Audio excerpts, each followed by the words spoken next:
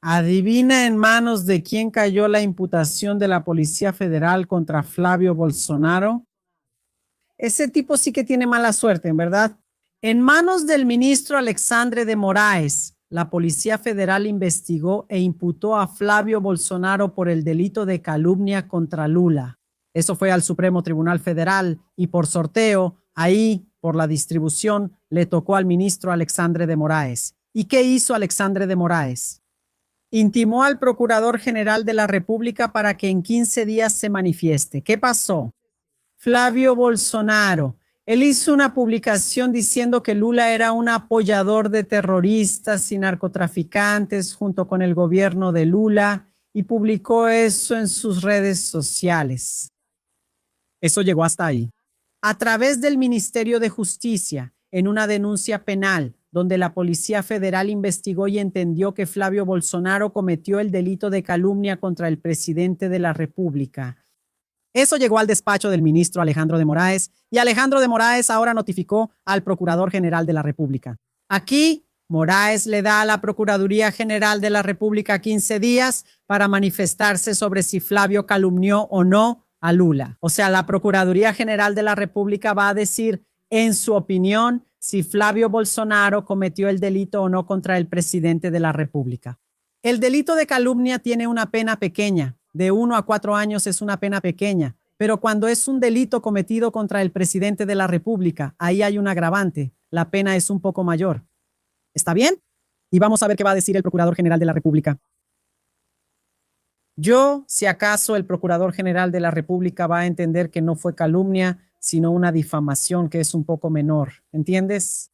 Pero vamos a esperar para ver qué va a decir ahora el Procurador General de la República. Este avance es muy importante porque estamos a las vísperas de las elecciones. Y es importante que la justicia deje bien claro hasta dónde puede llegar una persona, porque si no, la justicia va a perder el control de estos ataques, tanto de un lado como del otro. Entonces, esa delimitación va a ser muy importante por parte de la Supremo Tribunal Federal, incluso para crear una barrera ahí que tal vez la Corte Principal que debería crearla quizás no lo haga, que es exactamente el TS, el Tribunal Superior Electoral, para impedir ese tipo de abuso, sí. En la manifestación del pensamiento, la manifestación de pensamiento en Brasil es libre, amplia, hay libertad, pero tiene límites, hay censura. ¿Qué es eso?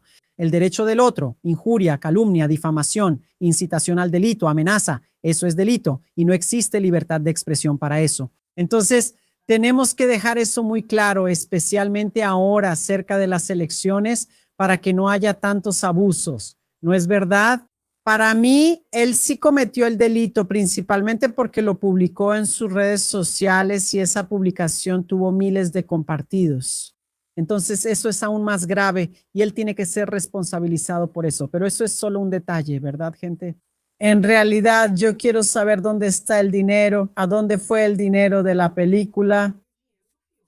Yo quiero saber eso. Oye, André Mendoza, por el amor de Dios. Nada hasta ahora. ¿Estás esperando qué? ¿Destruir pruebas? ¿Coaccionar testigos? ¿Ponerse de acuerdo en los testimonios? ¿Eso es lo que estás esperando, André Mendoza? Porque por el amor de Dios, la misma vara debe medir a Chico y a Francisco. ¿Dónde está? ¿Dónde están los millones de Daniel Borcaro? Dinero robado, dinero robado. ¿Dónde están los millones de Daniel Borcaro del dinero que él robó, que fue para la película y que no fue para la película? ¿A dónde fue el dinero? Eso es lo que quiero saber. ¿Por qué? Mientras tanto, Eduardo Bolsonaro, que no tiene empleo, que abandonó un salario de casi 50,000 reales aquí en Brasil en febrero, marzo del año pasado. Está allá viviendo una vida de rico, viviendo en una casa de 6 millones y él estuvo en el partido de Brasil ayer. El 180,000 reales, ¿quién está pagando la cuenta? Gente, miren aquí, qué descaro, qué vergüenza. Sí. ¿Borcaro pagó? Eduardo Bolsonaro ve el partido de Brasil en un área VIP, donde el boleto cuesta 180,000. La aparición en un espacio de lujo ocurre en medio de dudas sobre cómo Eduardo Bolsonaro se mantiene en Estados Unidos desde 2025. Ahí vienen los bolsonaristas, ahí viene Andrea, que Neymar pagó, es mentira, Neymar no pagó nada, Neymar no dijo que pagó nada. Eso es puro cuento, te pregunto. Fue Daniel Borcaro quien pagó aquí los 180,000, porque el dinero no crece en los árboles. Si creciera, tendría ramas, todo el mundo tendría un árbol de dinero en su casa. No crece. ¿Quién es el que está pagando? Eduardo Bananiña, allá en Estados Unidos. ¿Quién es el que está pagando también al prófugo Alexandre Ramaje allá en Estados Unidos? Siempre les he dicho desde el principio, tenemos que descubrir quién está financiando la fiesta del buey gordo de Eduardo Bolsonaro en Estados Unidos. Si descubrimos eso, vamos a descubrir quién pertenece a esa organización criminal y de dónde robaron el dinero, que ya lo sabemos. Por lo que todo indica, Daniel Borcaro, por lo que todo indica, está pagando la cuenta y el dinero que era para la película. Parece que fue a otro lugar. De hecho, ya sabemos que fue a otro lugar. Fue para un fondo en Estados Unidos, en Texas, donde vive Eduardo Bolsonaro, incluso en una mansión de 6 millones de reales. Y el dueño de ese fondo, el responsable de ese fondo, es el abogado de Eduardo Bolsonaro, Paulo Carlisto. Y hasta hoy no han rendido cuentas del dinero que se suponía que era para la película. ¿Dónde está la rendición de cuentas, gente de la película? Te pregunto, ¿quién pagó la entrada de 180,000 de Dudu Bananiña en Estados Unidos, donde él no tiene trabajo, no tiene? Él dejó el suyo aquí en Brasil, donde ganaba 50,000 reales al mes casi. ¿Quién está pagando la casa en Texas? También una casita de 6 millones de reales. Y con solo jalar una pluma sale toda la granja. Hay gente que dice, no, yo apoyo a los Bolsonaros porque ellos no tienen corrupción. Mi querido, o eres muy tonto o tienes algún problema, porque si esto no es corrupción. Porque ya les dije, para que ganes tu salario, mira, tienes que trabajar, si no, no lo ganas. ¿De dónde viene el dinero de esa gente? Y no estoy hablando de poco dinero, estoy hablando de mucho dinero. Ten un poco de paciencia, ¿sí? Deja de ser tonto. Mientras tanto, hay gente que está en contra del fin del esquema 6x1. ¿Quién, Andrea? Flavio Bolsonaro. Flavio Bolsonaro ya declaró que está en contra del fin del esquema 6x1, pero él no trabaja.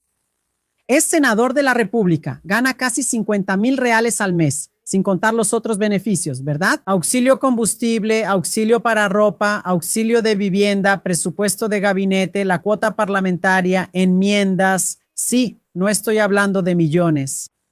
El tipo no va a trabajar y está en contra de terminar con el turno 6x1 para ti, trabajador. Miren, gente, tengan tantita paciencia. No, así no se puede, no. 43 de ausencias. ¿Cuánto ganaría Flavio Bolsonaro si recibiera con la PEC de la esclavitud? Gente, ¿qué es eso? La PEC de la esclavitud, Andrea, la PEC 7x0 de la que está hablando. Él está a favor de una PEC, una propuesta de enmienda parlamentaria contra la PEC del fin del esquema 6x1. Entonces, ellos presentaron la PEC, conocida como la PEC de la esclavitud, o por algunos también conocida como la PEC del esquema 7x0, donde solo ganas por hora trabajada. ¿Cuánto ganaría él si estuviera bajo esa PEC que él apoya, no? Casi 50. Él no trabajó, o sea, dentro de un mes, 30 días que tenía que trabajar, solo trabajó 15 días. ¿Cuánto ganaría? ¿Qué? Porque esa PEC de ellos es así, en ese esquema tú vas a llegar a trabajar. El patrón va a decir, no, hoy no te necesito, no, hoy no te quiero aquí, no tienes derecho a nada, estás fregado ahí. El día que lo necesite, el patrón dice, sí, puedes venir, te necesito. Solo 2 horas, trabajas 2 horas y te vas. Y él aquí, mira, él trabaja. ¿Cuánto ganaría? Se quedaría sin salario. Y está en contra del fin de la escala 6x1. Esa gente es una vergüenza, de verdad, por el amor de Dios. Pero mientras tanto, ¡uy! El mercado, la Faria Lima, ya se está rindiendo y ya está dándose cuenta de que Lula va a ser tetra. Porque Ellos tenían la esperanza de que Flavio despegara, pero Flavio solo se está desmoronando. Primero fue con la cuestión de la revelación del audio donde le estaba cobrando dinero a Daniel Bolcaro, siendo que él decía que ni siquiera conocía a Daniel Bolcaro, y después estaba cobrando millones de reales a Daniel Bolcaro, siendo que ellos recibieron más de 60 millones de reales de Daniel Bolcaro, dinero robado. Luego cayó en las encuestas y ahora viene este otro golpe de Michelle Bolsonaro dándole duro, perdiendo el voto entre las mujeres y los evangélicos. Entonces, solo va en picada. Entonces, Faria Lima, el mercado y todos ya están viendo que Lula va a ser tetra, ¿verdad? ¿Qué están haciendo? Ya se están acercando a Lula para intentar, como quien dice, ya que no estamos en contra de él, vamos a unirnos, porque ¿qué vamos a hacer? La derecha, el centro y la extrema derecha no logran levantar un candidato que le haga cosquillas a Lula. Entonces no hay manera. Esto salió allá, ¿no? En O Globo. Después del desgaste de Flavio, Faria Lima ya empieza a tratar a Lula como favorito y empieza ahí a intentar acercarse a Lula, porque está viendo que por cómo van las cosas, cómo está, Lula gana en la primera vuelta, esa es la realidad. Puedes poner ahí Lula, tetra, primera vuelta, sí, no hay manera, de verdad, gente. El techo de esta gente es de vidrio, no hay manera. Vamos a ver unas manifestaciones rapidito, aquí ya dale like, que es muy importante. Vamos a ver aquí el video de Saratiño, diputado federal, hablando sobre la cuestión de la escala 6x1 y después quiero hacer un comentario con ustedes. Pongan atención aquí, miren esto.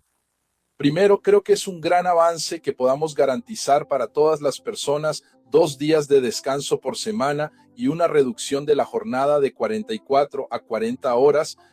¿Te acuerdas? En el 88 en la Constituyente fue cuando se redujo de 48 a 44.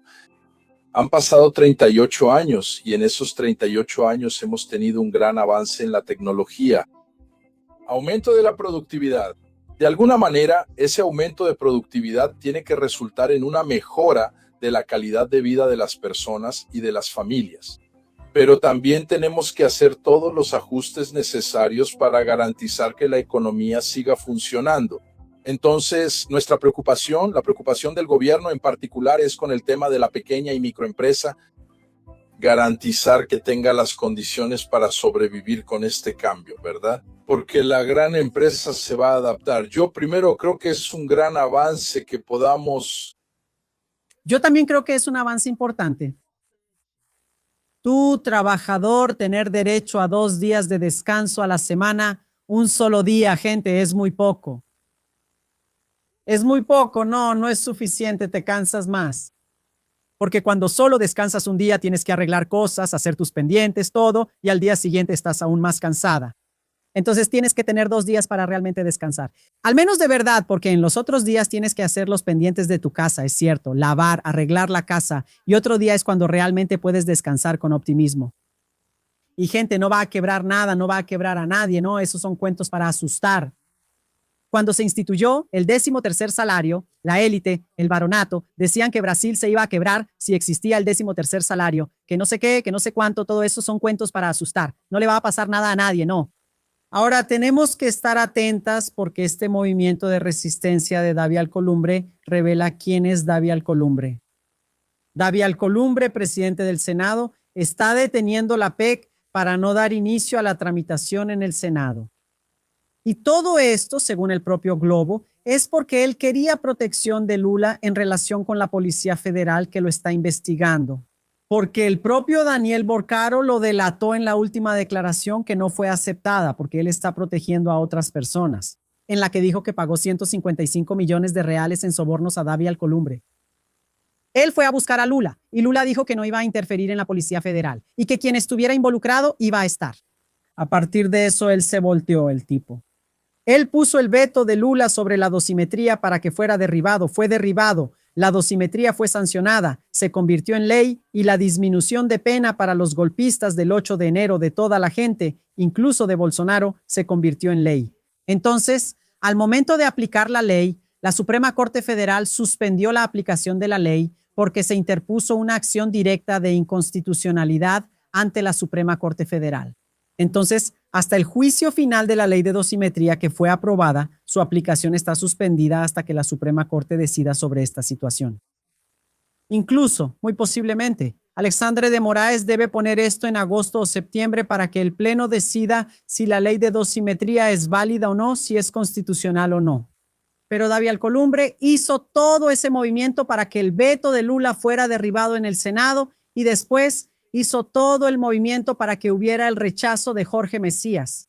En más de 100 años, fue la primera vez que el indicado por la Presidencia de la República para ministro del Supremo Tribunal Federal fue rechazado por el Senado. ¿Por qué? Porque David Alcolumbre quería mostrarle poder a Lula, como diciendo, mira, si no me ayudas con esa situación allá en la Policía Federal, te voy a complicar la vida. Él aprobó unas propuestas bomba, creando gastos para el gobierno de Lula, sin la fuente de financiamiento. Totalmente inconstitucional. Fue todo así, llevándose todo de paso, creando gastos para el gobierno sin tener la fuente de ingresos que va a pagar ese gasto. Y eso es inconstitucional. Todo va a terminar en la Suprema Corte y la Suprema Corte va a anular todo porque no se puede. Siempre que haya una propuesta de ley o de enmienda a la Constitución que genere gasto para el gobierno, ya sea municipal, estatal o federal, tiene que haber la fuente de dónde vendrá el dinero para pagar ese gasto, tiene que estar en el proyecto, ¿entiendes? Para ser aprobado, si no la tiene, es inconstitucional. Y él hizo todo eso para que fuera aprobado. Fue aprobado porque él quiere que el gobierno establezca algún tipo de protección para él y el gobierno lo va a hacer. Y ahora toca frenarla. Para no dar seguimiento a la tramitación de la propuesta de enmienda a la Constitución ya aprobada en la Cámara de Diputados, que establece el fin de la jornada 6x1, él no da el trámite y solo él puede hacerlo. Él tiene que dar inicio al trámite para que sea aprobado. Y está usando eso para intentar chantajear al gobierno de Lula. Entonces, este movimiento también es importante porque nos damos cuenta de quién es quién. David Alcolumbre, que se decía demócrata, ¿verdad? Se decía buen muchacho, no sé qué, que supuestamente piensa en el interés público, en realidad está tratando de salvarse a sí mismo y al gobierno de Lula, porque dentro de poco, si se descuida, la Policía Federal va a tocar la puerta de su casa. Y si las cosas siguen como van, va a terminar en la cárcel. Y está intentando chantajear al gobierno de Lula. Y Lula dijo que no va a aceptar ningún tipo de situación en ese sentido y que no va a interferir en la Policía Federal de ninguna manera. Interesante, ¿verdad? Dale like a la transmisión en vivo, porque cuando le das like a la transmisión en vivo, YouTube lo recomienda a más personas. Es muy importante que tengamos esa conciencia, ¿de acuerdo? Deja tu comentario, que es muy importante.